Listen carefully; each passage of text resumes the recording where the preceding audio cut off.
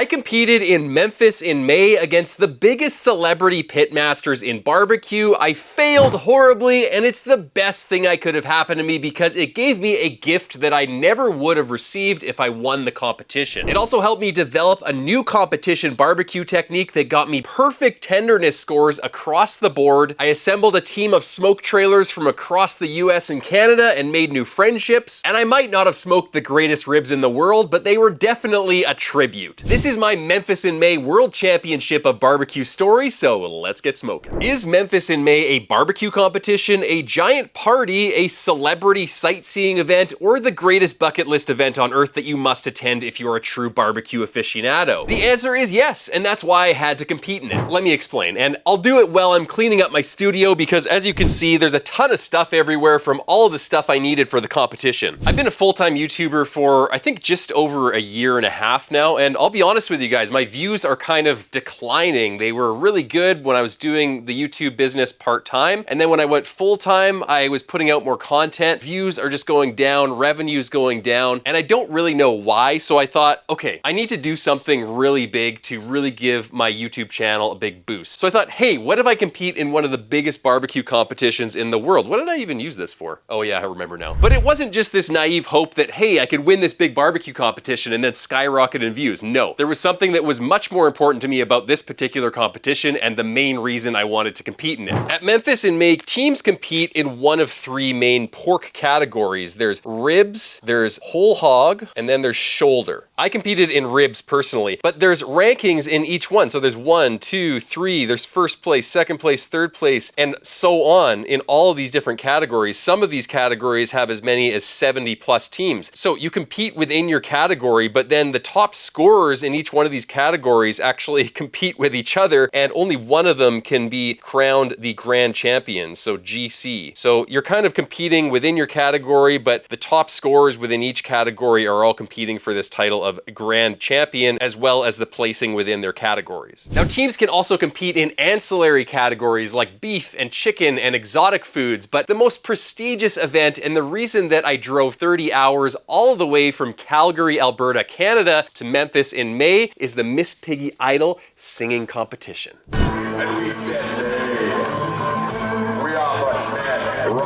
But let's start from the start. First, I had to get there. It is 7:30 a.m. in Calgary, and we're leaving for Memphis in May. I'm with my dad here.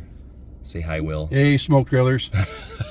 So everything is packed up. There is a ton of stuff in our truck. I hope everything is okay, but my philosophy for this whole entire trip in the competition is NBD. And I don't think I've told you this yet, Dad. It's no big deal. Stuff's gonna go wrong, and usually when stuff goes wrong, you know me, I get really stressed out and I just focus on solving the problem and I forget to have fun. So for this competition and the road trip down and back to Memphis, the philosophy, the mantra is NBD, no big deal. Yeah, but what's the difference between the 60s saying don't sweat the small stuff? What's the difference? Okay, well, this is a better acronym. True. What's the acronym for don't sweat the small stuff? D sweat. Okay, we're doing NBD. We're doing NBD. We got there pretty much without incident, apart from a giant hailstorm near Omaha where we had to pull over to the side of the road and wait it out. But when we arrived in Memphis, we met up with the rest of the team. Me and my dad couldn't really do everything ourselves. So before the competition, I put out a call on YouTube to all of my audience and I asked them, hey, who wants to compete in Memphis in May with me? And the response was absolutely astounding. With over 50 applicants, I had to narrow that down. It was very difficult to do, but because I only had an 18 by 20 team space, which is the smallest team space you can get, I didn't want to overcrowd it, so I limited it to just 9 people, and these 9 people were absolutely awesome. Let's start with Scott and his wife Jen of Scott's Live Fire Barbecue in Monticello, Illinois. I'll link his page below if you live in that area and you want some awesome barbecue catering, but even if you don't, please go and give him a like on his Instagram and Facebook. I would really appreciate it. Thank you, Scott, for bringing the meat and your homemade sausage that was absolutely delicious, and thank you, Jen, for your decorating skills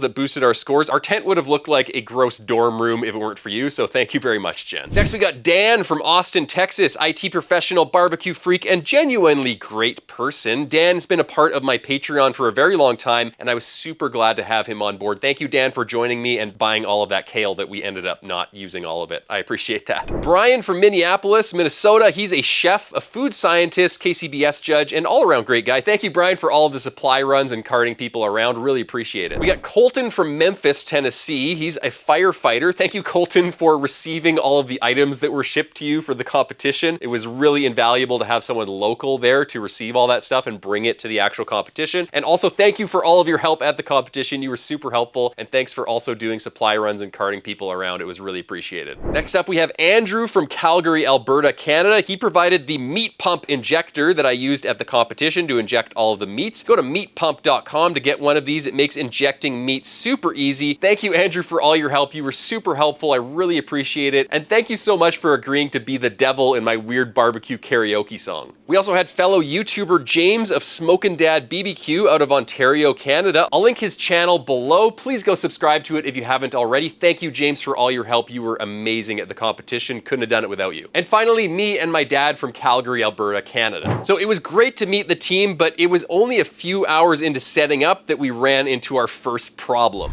So we had a bit of a mix-up this morning. Originally, Oklahoma Joe's was going to send me a Longhorn offset smoker, and unfortunately, they need it at the display booth here for Joe to do a demo. So I got a Tahoma, and that is what I'm going to use for my display smoker. So I'm going to have to do some bullshito on the judges. Yeah, I smoked it with pecan wood and posto, but I'm not going to tell them what I smoked it on originally before I transferred it to the pellet smoke. And we'll just have to hope that they don't ask too many questions. So NBD, we got a nice new grill to display our ribs, and that's all we really needed for the judging tent, which is huge, by the way. And don't get me wrong, I want to thank Oklahoma Joe's for doing this. It was super generous. If we didn't have that Tahoma, then I would have had to display the ribs on our dirty Longhorn offset smoker that we had used and abused throughout the competition. And having that display Tahoma really helped us. And I think it's one of the reasons why we got such high scores in the presentation side of the competition. Setup still on Wednesday. We did our practice rib cook all day, even going so far as to practice my presentation for the in-person judging. And before we knew it, the day was over, but I really wasn't feeling great. Well, we finished our first day at Memphis in May, and unfortunately I'm losing my voice. I think I got a bit too much heat today, and the cold is catching up to me, so see if I'm able to perform at the Piggy Idol tomorrow. I hope my voice recovers. But even if I can't, no big deal, right? No big deal.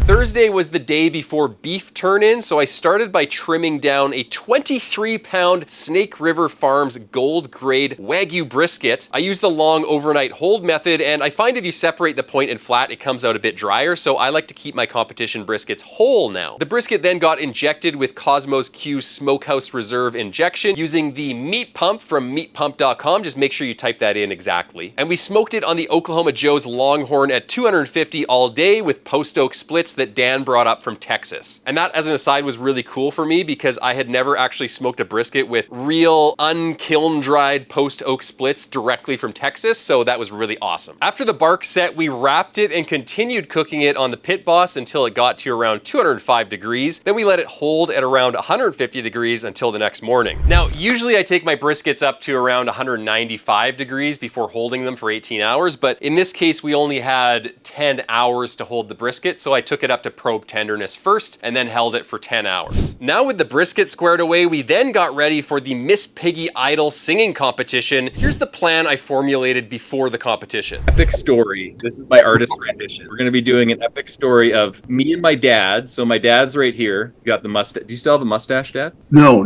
I got rid of it. Mustache, perfect.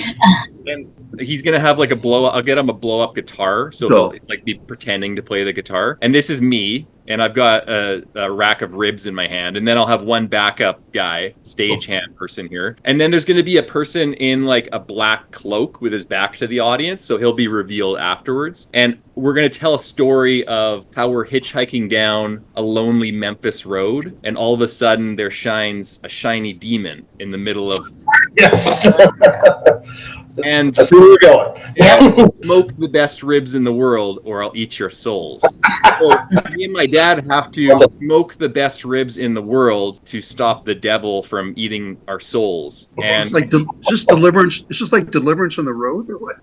Is this devil went down to Georgia? Sodomized here.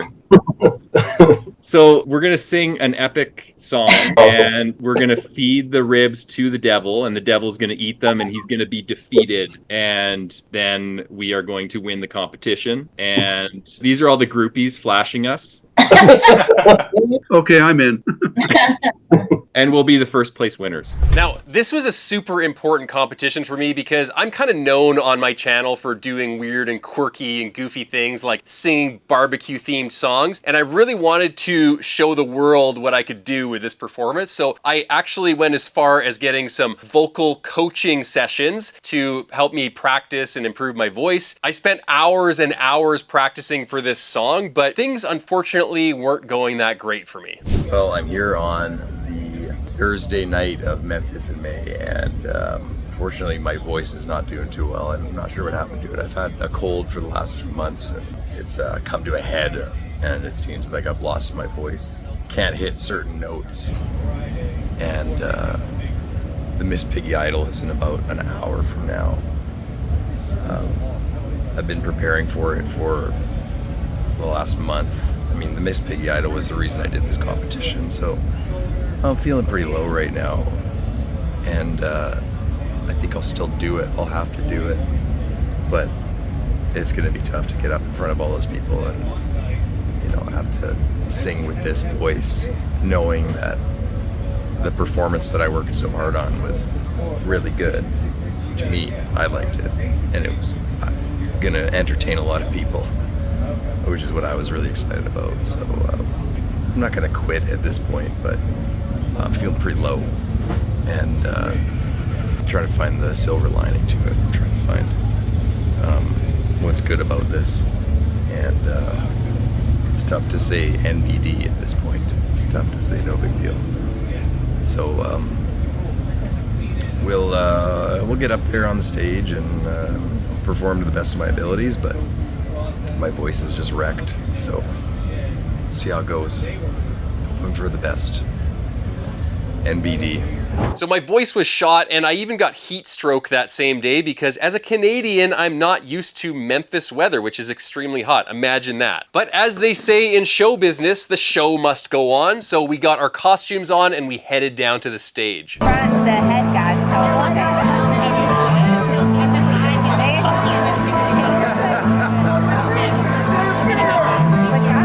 These are the greatest and best groups in the world.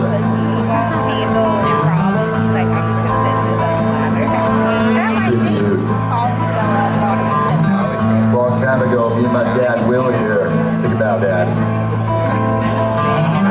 We was hitchhiking down a lonely Memphis road when all of a sudden there shined a shiny demon in the middle of Beale Street, and he said, "Smoke the best ribs in the world, or I'll eat your souls." So me and my dad, we looked at each other, and we said, okay. So we smoked the old land and we combined, and it just so happened to be the best ribs in the world. They were the best ribs in the world. Look into my eyes, I see the city, wonder what they do, and what they did was destined.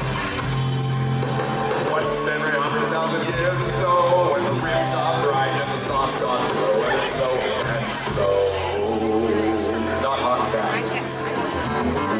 Well, needless to say, the beast was stunned. We snapped when he swung his tail, and the beast was done. And then he asked us, "Be you angels?" And we said, "Nay, we are but men." Rock.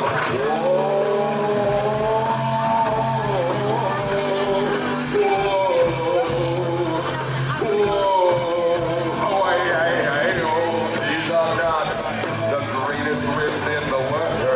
No, these are just a tribute. Couldn't remember how we made the greatest ribs in the world. No, these are a tribute. Oh, to the greatest ribs in the world. Alright, they were the greatest ribs in the world. Alright, they were like the greatest motherfucker, the greatest ribs in the world. And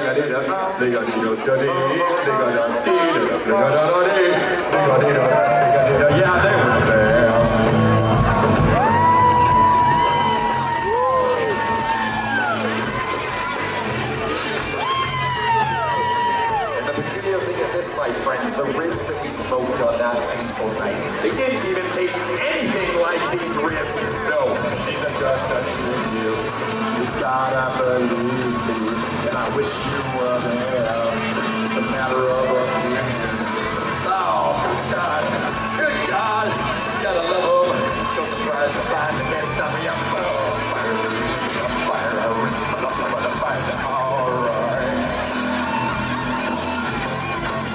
All right.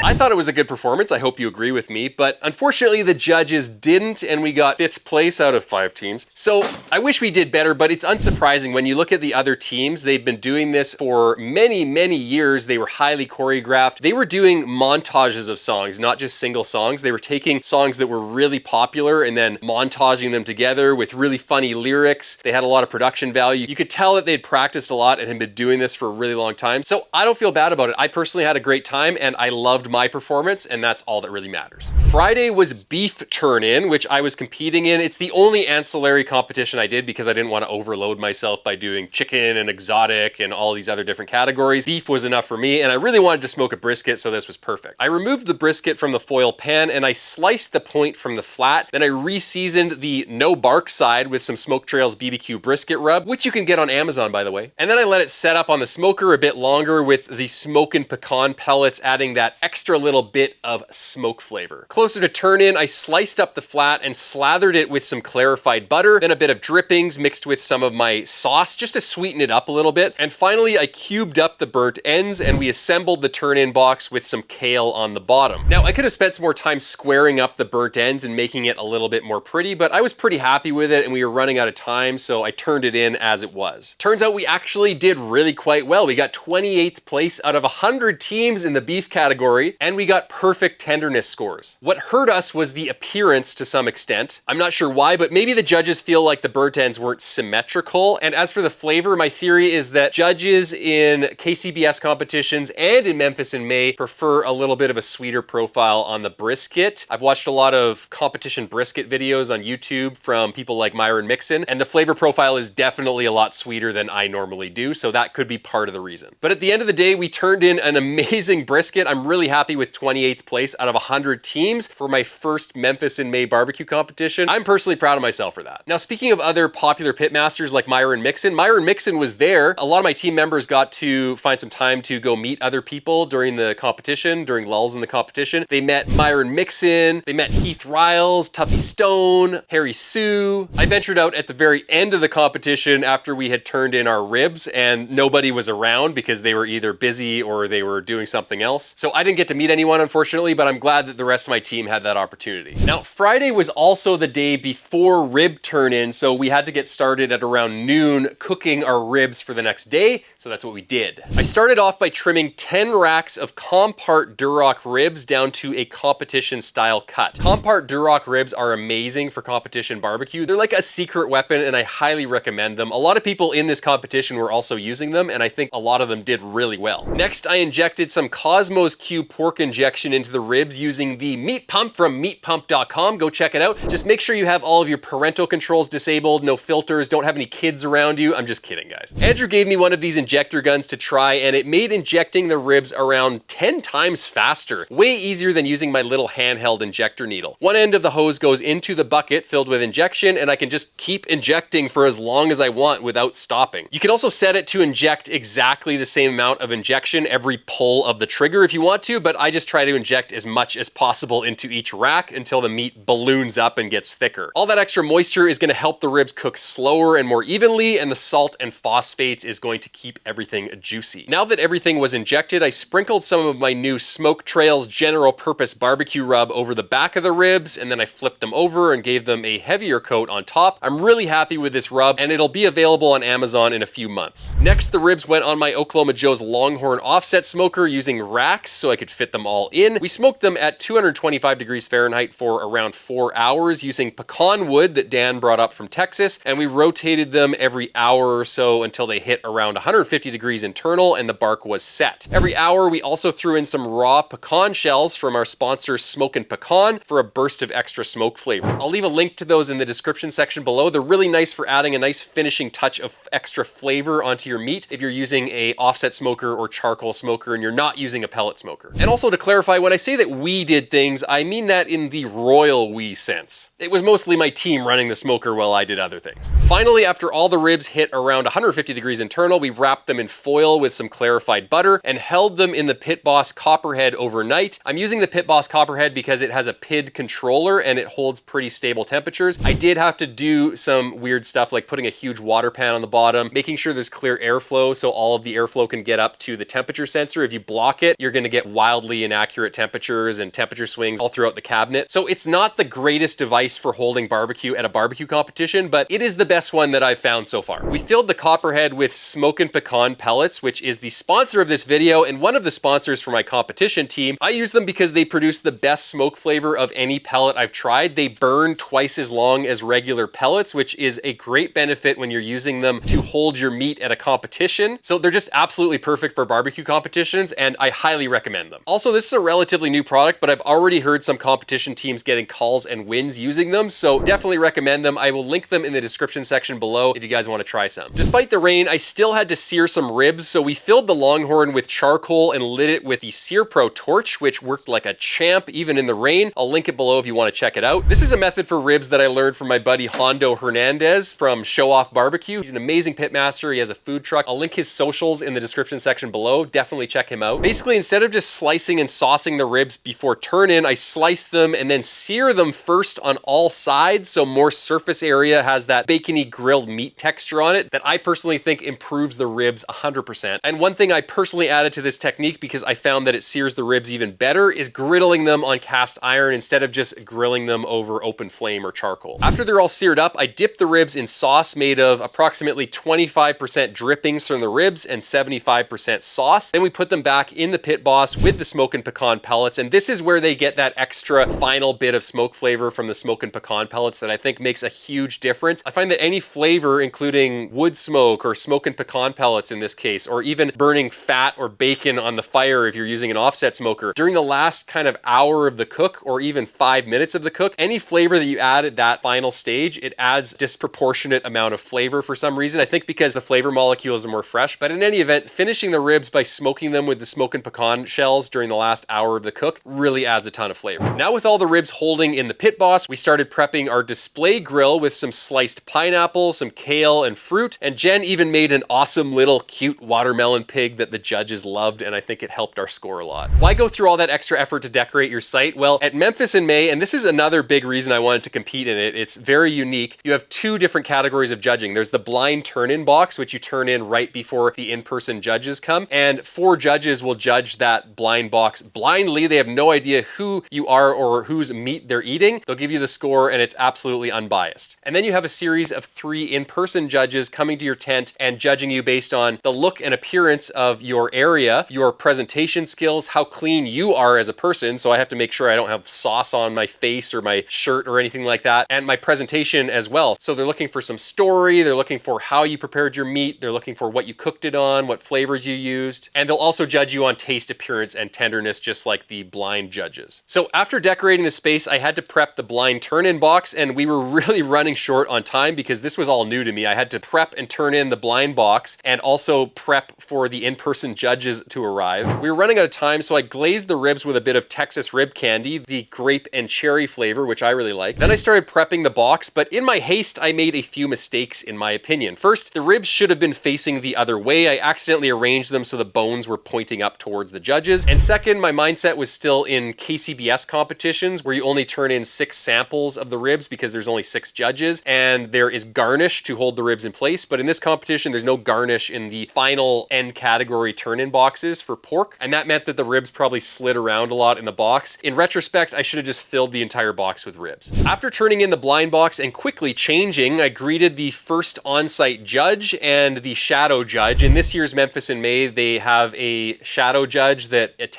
with all of the real judges because they don't want first-time judges judging you. They want some judges with a bit of experience. So that was a little bit of a fly in the ointment. I didn't know that that was going to happen, but I think it's going to be beneficial for the competition going forward. So I greeted the judge and I ran through my presentation. I was really nervous about it, but once I started talking, I really felt like it was really natural. I talked about the story of how I really wanted to compete in Memphis in May, so I assembled a team from across Canada and the US to compete using my YouTube channel as a platform. Then I explained how I handmade all of the rubs and sauces, which I was really proud of. I didn't use any commercially made sauces except for the Texas rib candy. And then I selected the Compart Duroc ribs because they were exceptional in all of my tests. I talked about how I smoked them and all of the experimentation I did to find out a method that I really liked. And after doing the presentations, I looked back and I was like, wow, I actually did that. And I felt really proud of myself. It was a really great fulfilling moment because I'd never done that in-person presentation before where I had to kind of defend my barbecue like a PhD candidate is defending their thesis. So it was a really cool experience. I'm really glad that I got to have it. At the awards ceremony, we placed 51 out of 63 teams in the rib category, which was disappointing at the time, but I can see where we went wrong now. Surprisingly, we got perfect tenderness scores across the board with brisket and with ribs. That's very impressive, and it shows that the long hold method really works well. We also got really good on-site presentation scores, which I'm really proud of for my first in-person judging competition. Our taste scores really hurt us though, and I think that's because the preferred flavor profile in that particular region, in Memphis and surrounding areas, is a lot sweeter than my Canadian taste buds are used to. One thing I realized after the competition is the sauce that I made it with Canadian Heinz ketchup, which does not have high fructose corn syrup in it. The American version of it has high fructose corn syrup. It's a lot sweeter. So I think that if I used American Heinz ketchup, that might have actually made a big difference. So next time I compete in any of the southern states, I'm gonna seek some advice and I'll probably look at Heath Ryle's rubs and his sauces and look at their flavor profile because he's doing something right because he won the ribs competition. As for the winners, Heath Ryle's took first place in ribs, as I just mentioned. Big Bob Gibson Barbecue got first place in shoulder, and the Shed Barbecue got first place in whole hog, and they were crowned the grand champions of Memphis in May. Congratulations to all of those guys. It was really cool watching them and their teams up on the stage, really at the pinnacles of their careers, and it was a humbling experience for me, for sure. All rankings aside, I felt a great amount of pride just being there, planning and then executing and driving 30 hours all the way from Canada down to Memphis for my 6th barbecue competition, guys. This is only my 6th barbecue competition that I've ever done, and I feel really good just having done it for the experience. And we did a lot of things right. Many teams at Memphis in May, and I talked to a lot of them there that said this, they've been competing at Memphis in May for 40 or more years. And a lot of teams there have competed in hundreds of competitions. They do a competition like every other week. So I beat myself up a little bit about my scores, but the reality is that I've only done 6 barbecue competitions. These guys have been doing this their entire career. They've been competing in hundreds of barbecue competitions. They deserve that. It's definitely a humbling experience because it made me realize that it's not enough for me to be a smart guy who's doing experiments in my backyard and then win against these people that do it all the time. And I'm okay with that. I'll get there one day, but for now I have to enjoy barbecue competitions for what they are. And what are barbecue competitions? Well, I think it's different for everybody. You could see it as a business building or promotional opportunity, and I think a lot of teams do that have sauces or they're gunning to get more sponsors or they're trying to sell their rubs or competition classes. They're making a career of it and they have a business to run. They want to win so that they can raise their profile, sell more of their product, and that's what it was for me going into the competition. I thought, hey, I could kind of turn my fortunes around by competing in this huge competition. I could win it, and then I could get all this high profile attention. I could sell my rubs. I could maybe develop a new sauce to sell, and it would benefit me financially. But would it really? I mean, even if I did really well, like let's say best case scenario, I got called in the top 10 of ribs, would that really help my business? Probably not as much as I think it would, and definitely not enough to pay back the $15,000 odd that I spent to compete in this competition. And a lot of teams spend a lot more money than that. So I think for me, the financial ROI of competing in competitions like this, it can't be everything there is to it. So this experience has really made me realize that, hey, competitions aren't for making my business money. My business is there to enable me to compete in these competitions because I like to do them and I'm passionate about doing them. So it's made me reframe the way that I think about my business as something that helps me pursue my passion instead of a job that I have to do and where money is the only concern. And also, just like any other job that I've had in my entire life, the satisfaction that comes from the job isn't about the money or the title or the actual subject matter of the work that I do. It's about the people that I work with. That's what really brings me the most fulfillment. And I think the same is true of barbecue competitions. I got to meet with my audience members, meet a lot of new friends. I got to hang out with my dad on a cross-country road trip. So those things alone are worth the investment for me. Now, what about winning and achievement? Maybe that's what barbecue competitions are all about, because when I win something, I get a huge dopamine hit, and every time I win something at a barbecue competition, I feel really good about it. But the negative side of that is that when I attach all of my happiness to having to win, then A, it feels really bad when I don't win, and B, even when I win, I'm only really happy for like a day, and then I go back to my baseline of thinking about, okay, what's the next big challenge that I need to overcome in order to really be happy? And once I achieve that goal, then I'll be happy this time. I mean, I could die before I actually achieve happiness if I'm constantly shifting the goalpost on what I need to achieve in order to be happy. So I think it's good to always seek perfection and try to improve your skills. That's a big part of why barbecue competitions are so fun. But as far as pegging my happiness to whether I win and feeling bad like I'm a loser if I don't win, I'm not going to feel that way anymore. And that's what this competition has made me realize. That line of thinking is a trap. Instead, what I'm going to do is set new winning conditions for myself that are based on healthier metrics to achieve. For example, I got to do a week-long road trip with my dad. That's a win. I got to meet and become friends with a lot of my audience members who joined me for the competition, and they reminded me of why I got into this YouTube game in the first place. It's because of community. I got to compete with other teams that I talked to, some of which have been competing at Memphis in May for over 40 years. It is a barbecue institution. It is an awesome event, and I'm glad I got to compete in it and meet so many people. That's a win. I mean, I got to compete in the biggest barbecue-themed karaoke competition in the world, the Miss Piggy Idol singing competition. That's a win for me. And finally, I planned and organized and executed this massive undertaking that this time last year, I would have never thought that I could have done. And I did it, and I built up that mental muscle so that the next big thing that I do isn't going to feel so out of reach next time. So when I shift my success metrics from did I win to did I build relationships? Did I have fun? Did I hone my craft that I am super passionate about? Then I win every time, and I can't lose a barbecue competition. And that is now my mindset going forward, and I think it's a much more healthy one. Happy smoking. We made it, Dad. There's the mountain. Look, and it's even more completed than it actually is. That's what it's going to look like. Hey, it's 33 degrees Fahrenheit and about 4 degrees Celsius. I'll tell you what, I'll take Jacob and Russell here when it's done in 100 years from now. 100 years from now.